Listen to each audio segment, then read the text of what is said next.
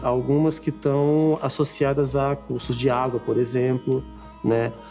Muitas vezes, a nível de gênero, você tem animais que podem ter ser cosmopolitas, e tá no mundo todo, mas a nível de espécie, muitas vezes aquela espécie está restrita ali, porque a distância que esse bicho deveria percorrer para ter contato genético com outras populações é muito grande, né? Então, por exemplo, a gente vai ter a nossa Quitenus ânfora, que é um bichinho que muito provavelmente ocorre só na área do território da cidade, né, do município de Manaus. A gente vai ter outros bichinhos que são muito, muito, muito parecidos, mas a distância que a gente tem, né, entre as populações muitas vezes é muito maior do que o que a gente pensa, né? Para um animalzinho pequenininho, né, vários quilômetros é algo muito, muito grande, distante para esse bicho poder conseguir percorrer todo esse caminho, e acaba ficando mais isolados. Todos os aracnídeos são venenosos? Os aracnídeos, assim como vários outros animais, né, vão ser, na verdade, peçonhentos, que é uma termologia utilizada devido ao fato de que, tanto quimicamente quanto estruturalmente, esses animais possuem componentes e órgãos diferenciados, né? Para ficar de forma bem simples, a gente poderia dizer que as aranhas não são venenosas porque elas são comestíveis, certo? Um animal considerado venenoso possui algum elemento químico nele que é transferido para a vítima de forma passiva.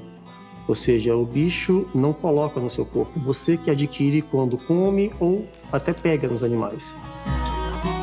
Mas no caso dos aracnídeos, assim também como as serpentes, né? É muito comumente utilizado o termo venenoso, embora eles sejam peçonhentos, porque o elemento tóxico que eles carregam, né, primeiro, é fabricado numa glândula, num órgão especial, específico, e é necessário ser injetado para que tenha algum tipo de efeito. Então, ao ingerir, né, o elemento tóxico do animal peçonhento, você acaba digerindo ele, quebrando, e ele deixa de ter efeito, né? Ou seja, ele não passa intacto pelo teu sistema digestório, e por isso que não causa efeito em geral se as pessoas comerem. Em algumas culturas, inclusive, eles são fonte de alimentos, são fonte de proteína, né? Em algumas regiões do mundo, as pessoas não têm disponível uma quantidade de peixe, mamíferos, enfim, para se alimentar, e acabam recorrendo a invertebrados, né? Que eles são fonte de proteína. Esses animais são intimamente ligados ao ecossistema no qual eles vivem.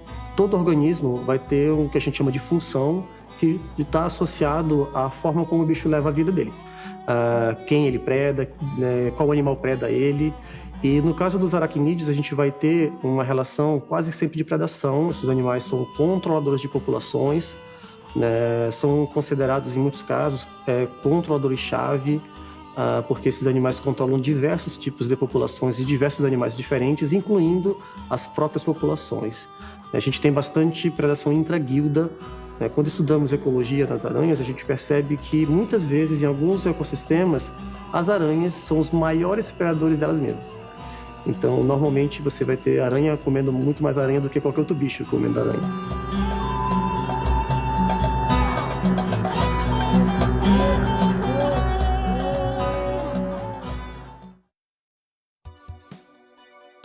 Sincretismo é o resultado da fusão de dois ou vários pontos de vista diferentes que levam a um novo resultado.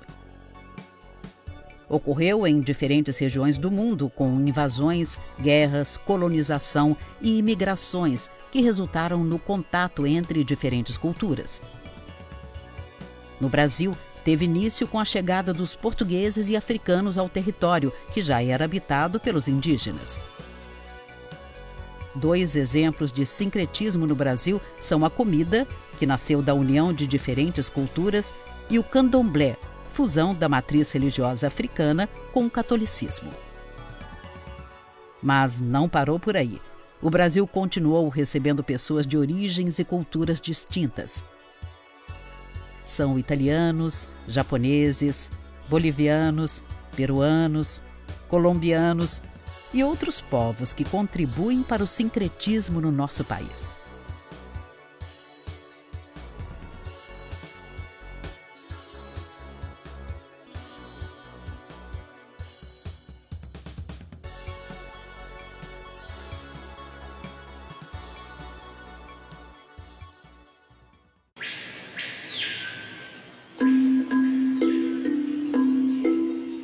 das características de algumas espécies de aracnídeos é o mimetismo, que é a capacidade de imitar características de espécies similares.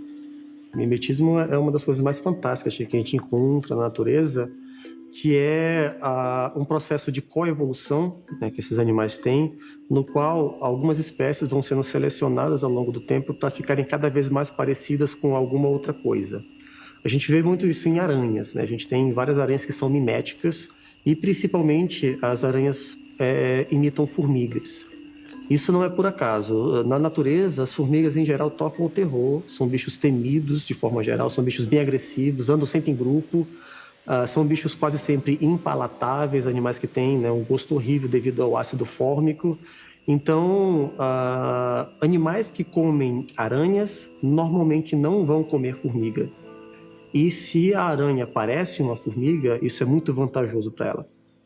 E a gente tem, né, uma relação de coevolução no qual animais que são cada vez mais parecidos com aranhas vão sendo selecionados de forma positiva para passar essas informações genéticas, essas características adiante. Enquanto animais que são menos parecidos acabam sendo predados e eliminados. Então você tem ao longo de milhares de anos um processo de seleção onde só os mais parecidos com formiga vão sobrevivendo, né? Que é o princípio da seleção natural proposto por Darwin, enfim.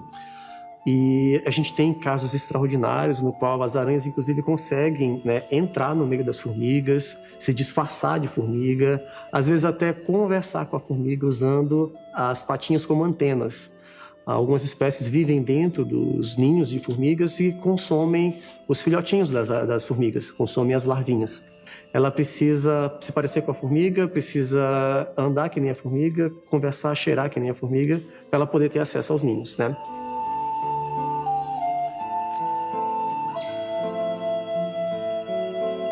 A camuflagem é quase como um mimetismo, sendo que, em vez de imitar outro animal, o animal imita o ambiente, tá? Isso também é muito útil para fugir de predadores. Grande parte dos aracnídeos é um animal que tem, são animais, né, que têm metabolismo super lento, o animal tem baixa geração de energia e baixo gasto energético, então o bicho é paradão mesmo. Algumas espécies enxergam super mal.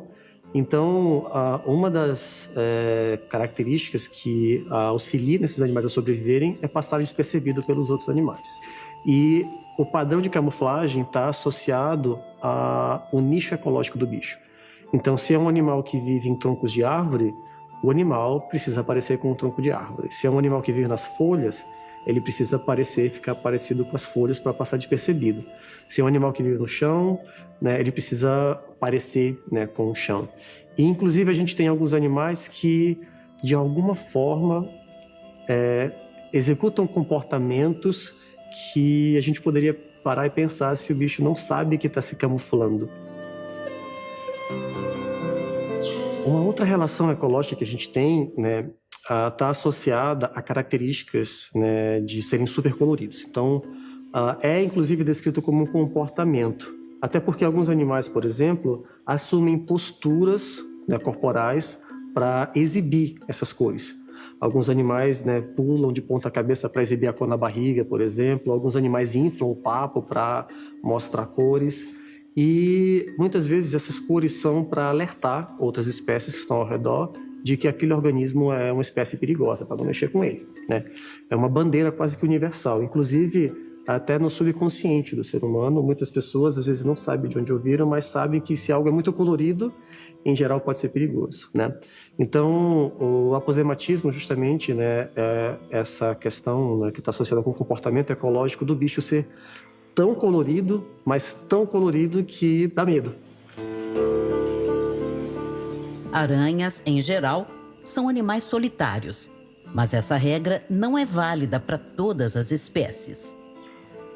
Com relação às relações entre as próprias aranhas, né, a gente vai ter a grande maioria delas sendo carnívoras e canibais. Então, esses bichos, de forma geral, ficam solitários, sozinhos, só se unem na época do acasalamento e, em geral, são super agressivas entre si. Mas a gente vai ter poucas espécies, das 50 mil que são conhecidas, deve ter umas 20 ou 30 que são sociais ou têm algum nível de sociabilidade, né? Uma espécie muito comum na nossa região é o Anelozimus aximus. E o Anelosiomus eximius é uma espécie, né, bastante comum aqui, que é uma das aranhas mais sociais que a gente encontra na nossa região. Então você pode ter uma colônia com centenas delas, milhares às vezes, cobrindo toda uma árvore. Então a teia delas é uma teia comunitária, elas comem juntas, elas cuidam dos filhotes juntas. E a grande maioria dos indivíduos é fêmea. A gente vai ter poucos indivíduos machos, porque a responsabilidade de levar, né, a informação genética são dos machos visitarem outras colônias. Então os machos saem de uma colônia e visitam outra, e vice-versa. Então muitas vezes você está vendo um machinho que é de uma outra colônia, mas está naquela colônia ali, e normalmente ele vai ter um harém, vai ter um monte de fêmea lá, e nesse caso não ocorre praticamente quase nunca canibalismo, embora elas possam, né, estranhar uma outra de vez em quando e capturar, enfim. É muito raro você ter canibalismo nesse grupo, né? E é muito interessante a forma como elas conseguem diferenciar os indivíduos da própria espécie de alguma presa. Porque, de forma geral, quando alguma presa cai na teia, gera um tipo de vibração. E elas, em geral, atuam de forma coordenada. Então, elas se movem ao mesmo tempo para evitar que você tenha a vibração de uma influenciando na vibração da outra, para que isso acabe criando uma confusão e o bicho não saber onde está presa. Então, isso é alvo de vários artigos, inclusive, né, científicos, falando sobre esse ataque coordenado das aranhas Anelosiomus, que são bichos bem interessantes, que têm uma ecologia formidável. A gente poderia aprender muita coisa bacana com elas, e a gente encontra facilmente aqui nas nossas florestas, né? Dança para atrair fêmeas, canibalismo, presentes e outras características curiosas fazem parte da reprodução de aranhas e escorpiões. Nas aranhas, tecnicamente não acontece o que a gente entende, né, como sexo, por exemplo, nos vertebrados e mamíferos, principalmente, né? São animais muito antigos evolutivamente, e os animais mais antigos têm formas diferentes, né, de transferir o gameta masculino para a fêmea, né? Em aracnídeos, né, como grande parte dessas espécies, né, atualmente, né, praticamente todas as espécies são estritamente terrestres, não há meio fluido. Então precisa ocorrer de alguma forma a fecundação interna. Só que os machos ainda continuam passando o esperma para o ambiente para depois passar para a fêmea. É o que a gente chama de transferência indireta, né? Em escorpiões, por exemplo, ocorre a formação do que a gente chama de espermatóforo, que é como se fosse uma parte do corpo do bicho que carrega os espermas dele e fica projetado, apontado no ambiente para ser encaixado na abertura genital da fêmea. Então, o escorpião macho, ele quando se depara com a fêmea, começa todo o ritual, né, de interação, ocorre interação com as caudas, por exemplo, ele pinça na pinça da fêmea, então ele segura, né, a pinça da fêmea e fica tentando conduzir ela para uma área, né, onde ele possa liberar o espermatóforo e puxar ela para cima para encaixar na abertura genital dela. Então, nisso tudo parece até que eles estão dançando valsa, né? Porque eles ficam procurando um cantinho para cá, um cantinho para cá, até encontrar o local certo para ele poder liberar e aí ocorrer a inseminação. Mas o esperma dele vai para o ambiente e aí depois é que passa para a fêmea. Nas aranhas acontece algo parecido, mas não tem liberação de espermatóforo. A aranha macho tece uma teia bem pequenininha, né? O macho produz o esperma numa parte do corpo, coloca uma gotinha nessa teia e coleta com os palpos ou pedipalpos, que é como se fossem os bracinhos deles, né? E o machinho desenvolve uma estrutura bem complexa nessa parte do palpo, na pontinha, onde há o que a gente chama de êmbolo, que é como se fosse uma agulhinha com um formato específico, com espessura específica, com curvatura específica. Então, é algo tridimensional de encaixe. É uma estrutura que é considerada de chave e fechadura, porque a abertura genital da fêmea também é rígida, como uma fechadura, e o órgão genital do macho é rígido, duro, como uma chave. E é necessário que tenha um encaixe perfeito, senão não ocorre cópula. Qualquer variação, por mínima que seja nesse órgão, impossibilita o macho de inseminar a fêmea, e aí essa variação não passa adiante. Por isso que existe uma pressão ecológica enorme para nunca mudar esse órgão. E por isso que a gente usa também na taxonomia, na identificação. Porque se nunca pode mudar, se vai ser sempre igualzinho, se você comparar dois animaizinhos e for diferente esse órgão, são duas espécies diferentes.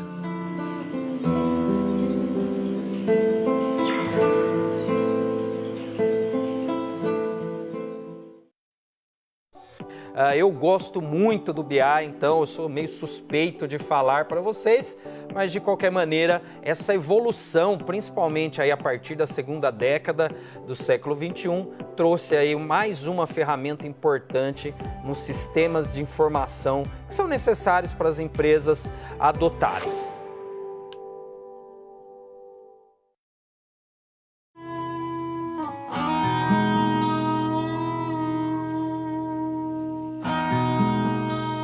Nas aranhas existem comportamentos que a gente descreve, né, como isolamento reprodutivo pré-zigótico, que ocorre antes da cópula. Então, basicamente, o machinho, muitas vezes, ele precisa dançar para a fêmea, realmente, né, para mostrar para ela que ele é da mesma espécie e de que ele é para ela ir com calma e tal, porque normalmente ela é bem maior do que ele, elas são canibais, então o macho tem que ter muito cuidado quando se depara com a fêmea para não ser predado, né? Então a gente vai ter vários tipos de dança, no qual o machinho ergue as pernas, faz movimentos, dobram e tal. Alguns parecem que está dançando boi, outros parecem que estão dançando break, enfim. Você tem diversos tipos de posição e formatos e movimentos diferentes para atrair a fêmea, né? Aqui nas nossas regiões, né, na nossa região, vamos ter principalmente os salticídeos, são as aranhas papamoscas, que são bichos extremamente visuais, então o bicho enxerga super bem. Então o macho às vezes tem um super colorido, e aí assume posturas com a pata e tal para atrair as fêmeas, para que as fêmeas digam, ele é da minha espécie, e aí aceite a aproximação e copular. Mas a maioria das espécies faz, na verdade, batuques, né? Porque à noite, por exemplo, não adianta ter um super olho porque não tem luz. Então os animais são muito mais sensíveis à vibração. Então o macho, por exemplo, já faz uma série de batuques coordenados, né, como se fosse uma serenatazinha para a fêmea, para que ela entenda que ela é da espécie dela. Então, a gente tem algumas espécies, inclusive, no que o macho ele leva um presentinho para a fêmea. Ele captura uma aranhazinha, uma presa pequenininha, né, e leva para ela enquanto ela come, ele faz o serviço, né? Basicamente, ele leva como se fosse uma caixinha de bombom, toma aí e tal, com calma, e aí ele pode copular com ela em segurança, muitas vezes. Ao contrário da imagem criada pelo cinema, a maioria dos aracnídeos não representa um risco para seres humanos. Conhecer essas espécies é fundamental para afastar preconceitos e ajudar na preservação destes animais tão fascinantes. Embora, né, grande parte dos escorpiões, por exemplo, e aranhas serem peçonhentos, a maioria das espécies não é perigosa, no sentido de que os acidentes não são tão graves a ponto de levar uma pessoa a óbito, né? É muito raro, na verdade, hoje em dia, as pessoas morrerem, né, de picada de escorpião, né, seja em qualquer região do país.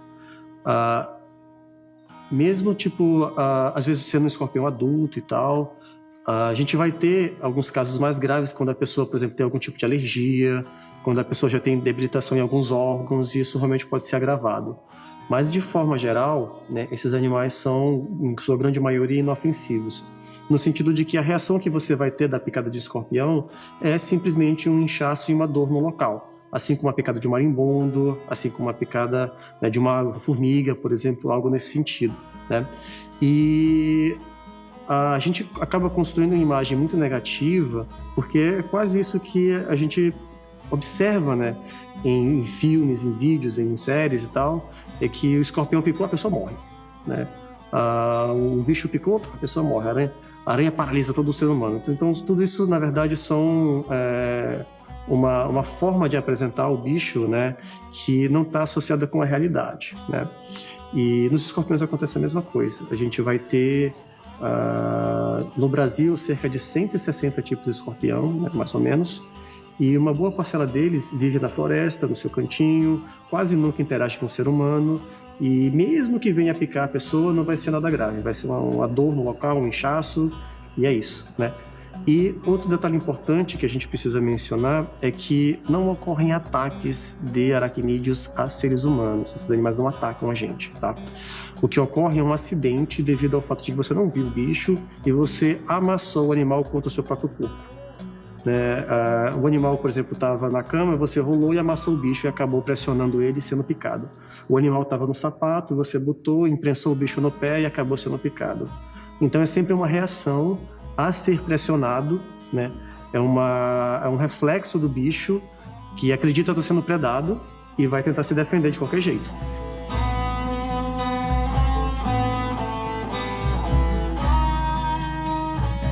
Durante algum momento da história evolutiva desses bichos, que é gigantesca, né, escorpiões estão na Terra há pelo menos uns 400 milhões de anos.